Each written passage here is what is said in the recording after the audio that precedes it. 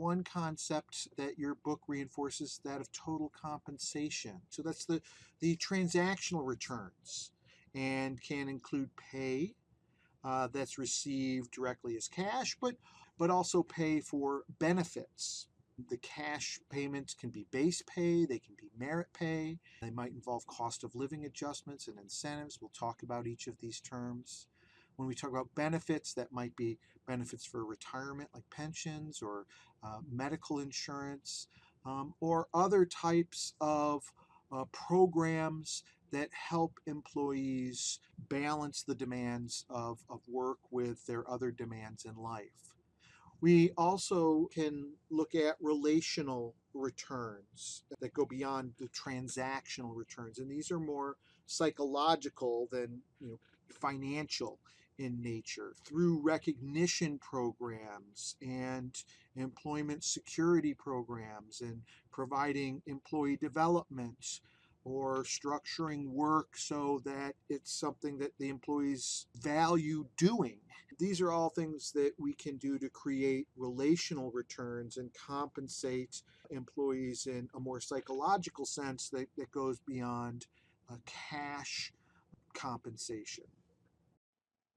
So, continuing to talk about these foundational concepts, when we think about that transactional financial remuneration, we need to think about base pay.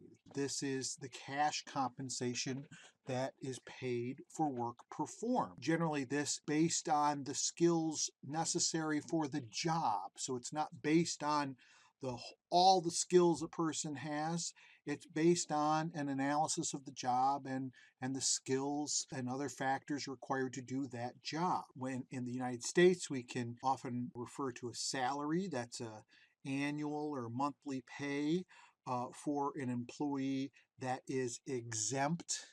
An exempt employee is exempt because they're exempt from overtime. You get this salary for your monthly pay. If you work more than a certain number of hours, well, you still get that salary. Hourly workers are referred to as non-exempt in terms of pay because they are not exempt from overtime.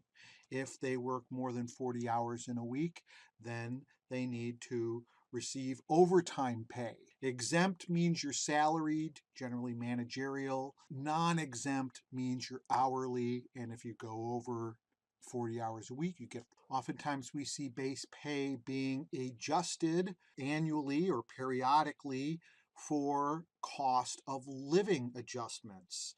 This is basically looking at inflation.